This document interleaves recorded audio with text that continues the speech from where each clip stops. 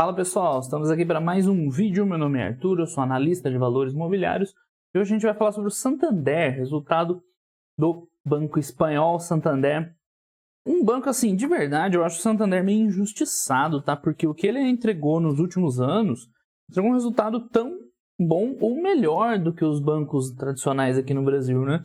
E ele tem uma cobertura, vamos dizer assim, bem menor que outros bancos. Então, assim, os caras fizeram um belo trabalho. Não é fácil aqui no Brasil concorrer com Itaú, Bradesco, né, até com o Banco do Brasil. Né? Vários bancos estrangeiros vieram, não ficaram muito tempo, né, não conseguiram prosperar. E o Santander, muito bem, né, cresceu bastante nos últimos anos. Hoje está num patamar assim, semelhante, que a gente já vai ver. E o resultado agora não foi diferente, né? Foi um belo resultado do Santander, mostrando que é uma opção assim, muito boa de investimento, apesar de não ser talvez tão conhecida, né, ter tanta atenção igual tem Itaú, Bradesco, né, Banco do Brasil. Bom, a apresentação do Santander ela é toda estilosa, e design e tal, legal. Enfim, mas essa primeira parte é mais de business, né? Vai falar os canais digitais, eu estou meio torto aqui, os clientes.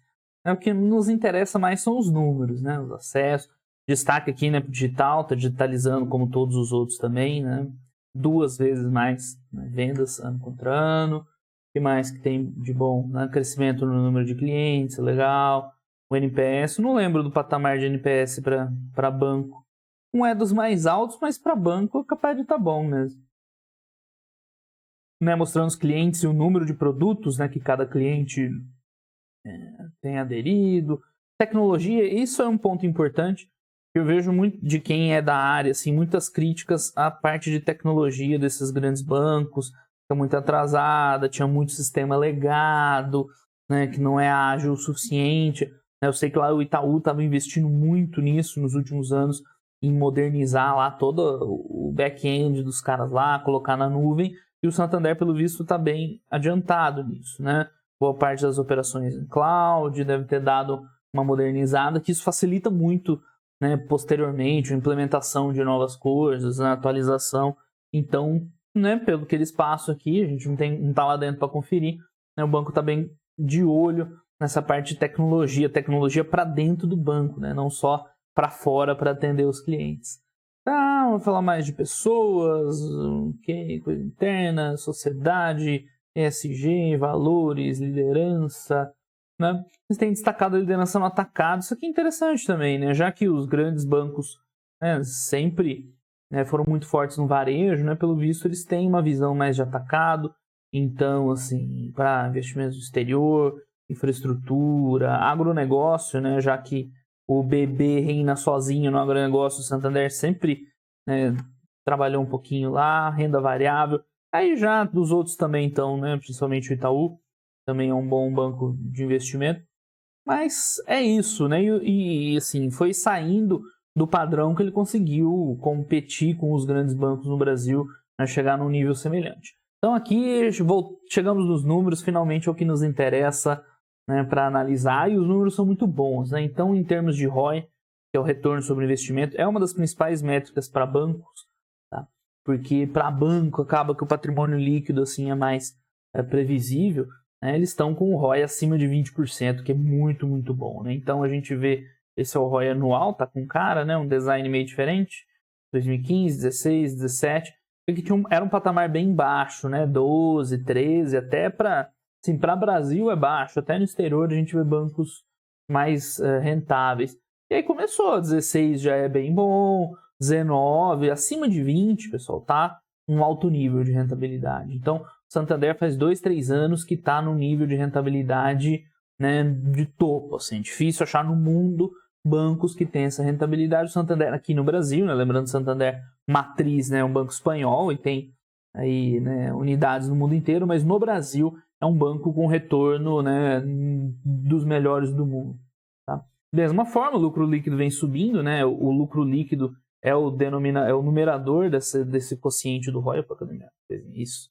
Então, claro, o lucro líquido veio aumentando, puxando esse aumento do retorno nos últimos anos. E aqui a gente vê um pontilhadinho. O que é esse pontilhadinho? É o impacto da pandemia. O Santander ele teve uma postura assim diferente dos bancos dos outros brasileiros com relação à pandemia. Ele deixou bem destacado o que era provisão extraordinária na crise e meio que fez acho que uma ou duas provisões extraordinárias e acabou. Conseguiu, né, seguiu tocando a vida. Então, era uma postura mais arriscada, né? Eles provisionaram menos para eventuais perdas, mas que, como o impacto financeiro da pandemia foi menos pior que se imaginava, né, se provou, né, adequado para o momento. Então, hoje, é por isso que eles estão lá voltando com números muito bons, né, e não fizeram excesso de provisões no ano passado, né, o contrário, principalmente do Itaú e do Bradesco, que tiveram uma conduta diferente. Então é isso, essa linha pontilhada é o que eles consideraram extraordinário por conta da pandemia. Enfim, né, desconsiderando a pandemia, é um patamar bem bom de 16 bi de lucro em 2020, eles já estão tendo aí 4,2 bi. Então está projetando mais de 16 bi de lucro esse ano, se não acontecer alguma coisa fora do script aqui, né? Talvez até um pouquinho mais, dependendo do crescimento para o final do ano. Então, muito bons, aquilo que eu falei, né? O Santander não estava no mesmo patamar, na mesma prateleira que Itaú, Bradesco, Banco do Brasil, mas ele conseguiu esse espaço ali, mais ou menos aqui, né? Em 2019, por aí, 2018, 2019, né? Ele chegou num nível de rentabilidade bom, num nível de lucro, né, que dá para a gente dizer que hoje, você comprar Itaú, Bradesco, Santander, né, é praticamente o mesmo nível de resultado. Enfim, né? Tá aqui o resultado do retorno acima do Ibov, a gente não foca muito nessa parte de cotação. Mas enfim, quais foram os números, né? De onde eu estou falando aí que o resultado veio bom de onde? Aqui, claro, né? Comparação com o segundo TRI, dá para fazer por quê? Porque eles deixaram bem destacado a parte extraordinária, né? E veio aqui embaixo, provisão de crédito extraordinário. Então, os outros números, ok, comparar. É claro que, né, no auge lá da pandemia, era mais difícil vender outros serviços, vender seguro, por exemplo. Os cartões estavam sendo menos usados, é por isso que aqui, ó, nas receitas, né, a diferença foi grande de um ano para o outro, né? Voltou bem, já que ó, o patamar mesmo, esses 4 bi e pouquinho, tá?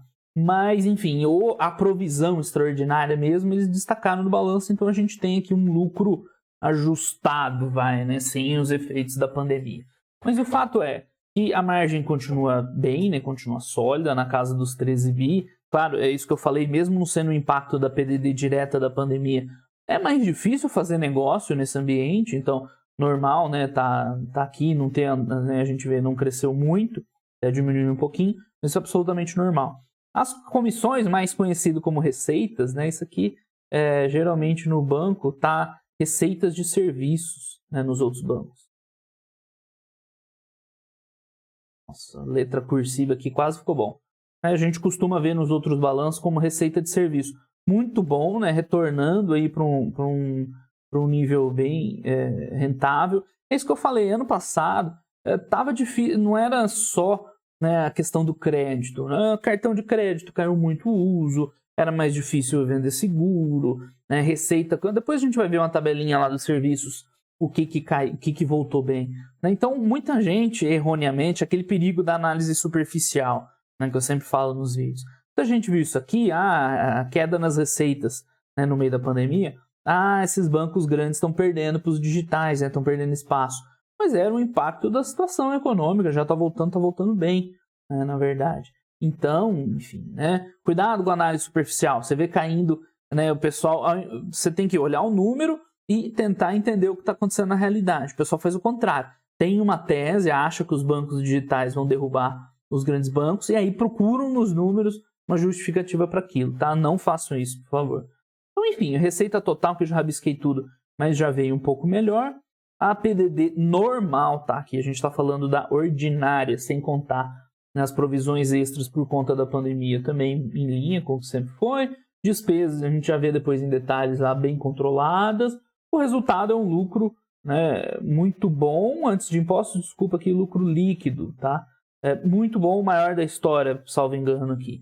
Então, não tenho o que falar do Santander, né? No auge da pandemia, eu confesso que eu fiquei meio assim, olha, né, Itaú e Bradesco, eles têm um histórico de serem extremamente conservadores, Itaú e Bradesco. Mas dá uma assustada quando a gente viu o Santander e o Banco do Brasil de um outro jeito, né, se preparando menos para a crise. Olha, né, talvez eles estejam correndo um risco adicional. E a gente vê que não, né? Enfim, era, pelo menos, não sei se correu, mas hoje, depois, olhando para trás, foi a medida correta mesmo. A gente vê que já está no lucro recorde. E mesmo a provisão de crédito dele, você vê que, assim, não foi como se tivesse dado prejuízo, né? Só jogou o crédito pela metade, mais ou menos. Resto, índice de eficiência excelente, 33%, muito bom. Lembrando isso aqui, quanto menor, melhor. É o índice das despesas, né, administrativas do banco sobre a receita, é excepcional. Enfim, recorrência, índice de Basileia ok. O ROA como consequência também, números muito bons. E o ROI que eu já falei, destaque, né? O Itaú já conseguiu ter 23 de ROI, assim, que é o auge da rentabilidade, mas 21 de ROI é muito, muito bom. Enfim, agora eles vão explicar, né, item por item, que eu já dei uma geral. Então, em relação à margem, aquilo que eu falei, você vê que a margem em si, né, até dando uma apertadinha aqui, mas é normal, né? No meio da crise, atividade econômica não tá aquelas coisas, é normal a coisa não tá crescendo, né? É perfeitamente, né, entendível. E no serviço, desculpa, aqui é a carteira ainda. Lembrando que a carteira deles tem uma exposição um pouco maior a empresas que os grandes bancos, né, talvez um certo risco. Geralmente, quando você tem uma crise econômica, o que dá errado é a empresa, né, tanto pequena quanto grande, aí vai depender da crise. Mas não dá para dizer que é um risco maior. Dá para dizer que os outros bancos são muito conservadores, já que a maior parte, né, dos empréstimos é de pessoa física com garantia, né? Consignado ou imobiliário, que aí mesmo que o crédito, né, de default, assim, consignado é difícil, né? Você desconta direto na folha do servidor. Se der um código imobiliário, né, um crédito imobiliário ruim, você retoma o imóvel, né? Então é um risco menor. Mas enfim, é perfeitamente normal isso aqui, tranquilo. Carteira expandindo um pouquinho em relação ao ano passado, né, se recuperando. Aqui eles destacam alguma informação sobre o crédito prorrogado, né, que eles foram os que menos falaram disso, né? Eu não lembro se nos últimos resultados eles tinham colocado ou não, mas o saldo hoje é 32 bi, que a gente vê que é mais ou menos em linha em relação aos outros bancos, né? Era um pouco mais uns, um pouco mais uns outros. Só o Banco do Brasil, que é bem mais, que é acima de 100 bi, que é até uma certa preocupaçãozinha, mas está mais ou menos em linha, esses 32 bi, já foi pago, né? Amortizado 17, pelo que eu entendi aqui, então, né, tá super tranquilo. E o NPL é um NPL ok, tá? É bom. Aqui assim, é um primeiro indicador de que pode dar ruim, quando o pessoal começa a atrasar os pagamentos. 4,6% é mais ou menos um padrão normal, né? Então, aqui dá pra gente ver que, de fato, a decisão deles de não, né, exagerarem nas provisões parece que fez bastante sentido mesmo. Liquidez, isso aqui geralmente não é um problema pra gente. Índice de Basileia tá ok. O que mais? Comissões, né, ou as receitas de serviços. Aqui o pessoal fica de olho. Se você acha também, né, que os bancos digitais vão comprometer a rentabilidade dos grandes bancos, é essa linha que você tem que olhar. É aqui que você tem que prestar atenção. E, eventualmente, né, a gente começaria, se essa tese for verdadeira, a gente começaria a ver uma queda com as receitas, né, já que tem competição, você tem que começar a baixar e tal. É o que a gente vem vendo. Claro, essa comparação que não é a ideal, né, nem com o último trimestre. Mas o que a gente vem vendo aqui não é isso, né? Pelo contrário, a gente está vendo uma recuperação. Então, lembra que eu falei, né? No segundo trimestre de 2020, caiu bem as receitas, era 3.700, né? Eles não colocaram aqui, mas era mais ou menos isso aqui. Deu uma caída boa. Mas foi por quê? Cartões, principalmente, né? Cartões, o pessoal estava consumindo menos. Administração de fundos, né? Tem toda a questão. Houve queda de taxa Selic, o mercado de renda variável também despencou. Operações de crédito, né? Tipo corretagem. Aqui, corretagem, colocação de títulos também caiu. Então, assim, a queda na receita com serviços no ano passado foi mais pelas condições de negócio da época do que por impacto de verdade de concorrência. Concorrência com os pequenos bancos vai impactar mais isso aqui, a receita com conta corrente, talvez com cartões, alguma coisa. Mas você vê que está mais ou menos normal e é pouco, né, perto do total. Então, essa é outra coisa. O pessoal acha que o Itaú, o Bradesco, o Santander estão ricos de cobrar aquela taxa que eles cobram na tua conta. Não, eles ganham dinheiro de um monte de formas diferentes. Essas taxas é só uma linha que contribui. Que continua mais ou menos normal. Nada de especial, nem de bom, nem de ruim né? E os outros serviços vêm alguns crescendo bastante, ó, seguros e tal. Então, é saudável, não tem zero evidências nos resultados dos grandes bancos que essas fintechs, bancos digitais, estão, né, prejudicando, atrapalhando, enfim, prejudicando o resultado desses grandes bancos, tá? Então, é aqui, se você acredita nisso, você tem que acompanhar esses números aqui, tá? Próximo, qualidade da carteira está bem em linha, né? A gente vê pessoa física até mais ou menos, acima de 4, um pouquinho alto, né? Se bem que isso aqui é 15 a 90 dias, você considera crédito, assim, né? Com problema, acima de 90. 3% está bem tranquilo também. No total, a carteira PJ deles é bem baixa, né? A inadimplência, então o consolidado a inadimplência bem baixa. Abaixo de 3 é muito bom. Índice de cobertura está acima de 200%, então redondo. Isso aqui deve estar contando com a PDD extraordinária, né? Então, beleza, tá ok. E, enfim, aqui as despesas de crédito, né? Onde entra a PDD. Então, mesma coisa. No segundo TRI de 2020, teve um lançamento extraordinário lá, né? No meio da crise, pessoal, vamos nos preparar para o pior. E, pelo visto, o pior não veio, né? Então, ela já, nos trimestres seguintes, já veio para um número normal, assim, né? O que seria o normal, né? A PDD extraordinária, essa aqui, ó. Né? Eles colocaram, enfim. Né? Pelo visto, foi mais que suficiente. Gastos, esse é um dos destaques do balanço. Você vê o índice de eficiência caindo em excelentes 33%, né? Banco bem eficiente. Curiosamente, o Santander e o Banco do Brasil são os bancos mais eficientes. Aí, ó, você vê despesa com pessoal flat, né? Ou seja, eles provavelmente devem estar mandando gente embora, reduzindo o quadro de servidores e mantendo as despesas. Ó, cresce 4% ano contra ano, né? Abaixo da inflação. Então, destaque bem positivo para o Santander aqui. Enfim, conclusões que a gente já falou, melhor resultado da história, né? Segue crescendo bem, índice de eficiência, acabei de falar, um belo destaque mesmo, está crescendo a base de clientes, rentabilidade também muito boa, acima de 20%, enfim, é isso, o Santander tem um belo resultado, não é de hoje, é naquela época lá que eu mostrei, 2018, 2019, ele já se colocou ali na mesma prateleira que Itaú e Bradesco, tem uma tensão menor, sei lá por qual motivo, acho que é normal, né? Todo mundo está mais acostumado com as marcas, principalmente Itaú e Bradesco, né? Leva menos em consideração o Santander, mas é um belo ativo, né? A gente viu, o resultado está muito bom, passou pela pandemia a princípio, né? Parece que está tudo certo, passou bem, foi o banco que menos sofreu ano passado com o resultado, então merece um destaquezinho, merece um pouquinho de amor do Santander. Beleza, pessoal? Então por hoje é só. Um grande abraço a todo mundo e até os próximos vídeos. Valeu!